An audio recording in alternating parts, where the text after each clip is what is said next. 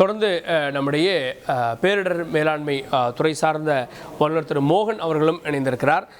Sir வணக்கம். இப்போது ஒரு பெரும் மீட்பு பணியில் ஈடுபட்டிருக்காங்க. ஏன்னா 7 பேரை உயிரோடு மீட்க வேண்டிய கட்டாயம் இருக்கிறது. இது 2வது நாள். மண் சரிவு போன்ற நிகழ்வுகள்லையும் பனிச்சரிவு போன்ற நிகழ்வுகள்லையும் உயிரோடு மீட்பது பெரும் சவால் அப்படின்றப்போ இந்த மீட்பு பணியை முதல்ல எப்படி பார்க்குறீங்க? சார் வணக்கம் சார். நீங்க சொன்ன மாதிரி பெரும் சவாலா தான் இருக்குது. இருந்தாலுமே எனக்கு நம்ம NDRF மேல ஒரு நம்பிக்கை இருக்கு சார். சமீப காலங்கள்ல அவங்களோட ரேபிட் ஆக்ஷன் வந்து நல்லாவே இருக்குது. பட் நான் இந்த விஷுவல்ஸ் பார்த்த வரைக்கும் அப்ரோச் வந்து கொஞ்சம் குறுகலா இருக்கிறதுனால மட்டுமே அவங்களுக்கு சிரமம் இருக்கலாம்.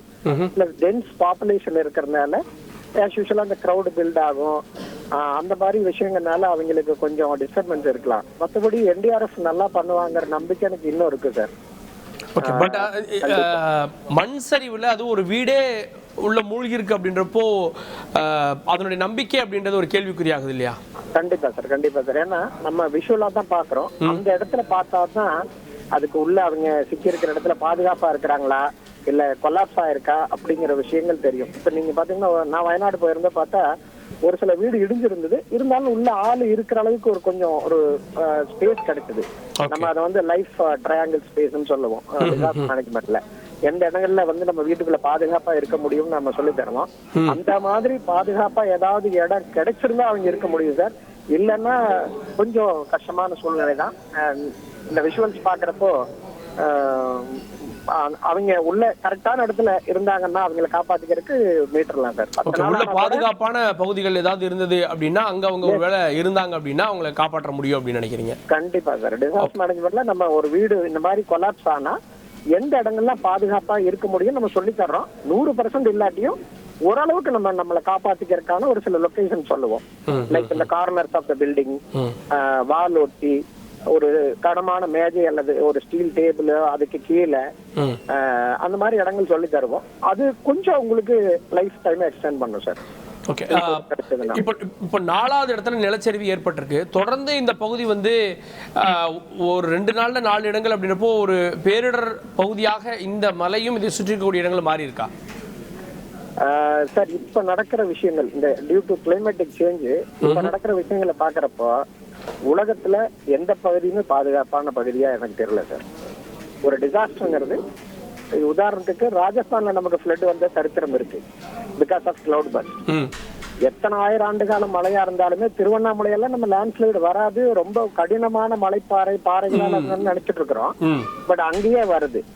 சோ அதனால நம்ம எல்லா இடங்கள்லயுமே இனி வரக்கூடிய டிசாஸ்டர் மேனேஜ்மெண்ட் பிளான் எப்படி இருக்கணும்னா அது சென்னையில மட்டுமே வெள்ளம் வரும், சேலத்துல வராது அப்படின்னு நினைக்க கூடாது. சேலத்திலயும் வெள்ளம் வந்தா என்ன பண்றது, சென்னையில வந்தா என்ன பண்றது, அது மாதிரி மலைச்சரிவு ஊட்டியில மட்டுமே வரும் சார் நிலச்சரிவு, திருவண்ணாமலையில வராது அப்படின்னு நினைக்க கூடாது சார். எங்கெல்லாம் மலை இருக்கிறதோ அதை சுற்றி நிலச்சரிவு ஏற்பட்டால் நம்ம எப்படி எவாக்குவேட் பண்ணணும், எப்படி எமர்ஜென்சி ரேபிட் ரெஸ்பான்ஸ் இருக்கணுங்கிற பிளான் உருவாக்கணும்னு நினைக்கிறேன் சார்.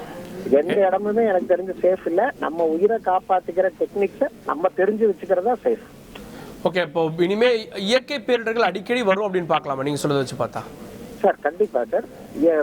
நீங்க சத்யசாய் இந்த நிறுவனங்களை டிசாஸ்டர் மேனேஜ்மெண்ட் டீம் ஆரம்பிக்கிறப்பே சாய்பாபா சொன்னது இனி வரும் காலங்கள்ல இயற்கை பேரிடர் அதிகமா இருக்கும், அதனால அதை சமாளிக்க திறன் நமக்கு வேணும்னு சொல்லிட்டு தான் சத்யசாயில் இந்த இதையே ஆரம்பிச்சோம். டிசாஸ்டர் மேனேஜ்மெண்ட் இங்கே ஆரம்பிச்சோம் நம்ம.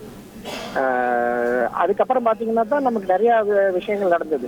சுனாமி கூட அதுக்கப்புறம் தான் நடந்தது. அதனால கண்டிப்பா நம்ம இது வந்து இன்னும் கேட்டா நம்ம ஸ்கூல் லெவல்ல இருந்தே டிசாஸ்டர் மேனேஜ்மெண்ட் வந்து ஒரு சப்ஜெக்டா கொண்டு வந்து நம்ம அதுக்கு ஒரு ட்ரைனிங் கொடுக்கறது அவசியம் சார். நம்ம தான் காப்பாத்திக்கணும். NDRF மற்ற போர்ஸோ வர்றதுக்கு முன்னாடி நம்ம அந்த இடத்துல நம்மளை காப்பாத்திக்கிறதுக்கான ஒரு சின்ன சின்ன டெக்னிக்ஸ் தெரிஞ்சு வச்சுக்கணும் சார். இந்த மாதிரி டூரிஸ்ட் பிளேஸ்ல நான் நினைக்கிறது இந்த மாதிரி கிரௌடு டென்ஸா இருக்கிற இடம் அல்லது டூரிஸ்ட் பிளேஸ்ல நாட் ஒன்லி திருவண்ணாமலை சார், நீங்க எந்த டூரிஸ்ட் பிளேஸ் வேணாலும் போனீங்கன்னா ரொம்ப கிராம்படா குறுகலா நிறைய ஆக்கிரமிப்புகள் இருக்கு சார்.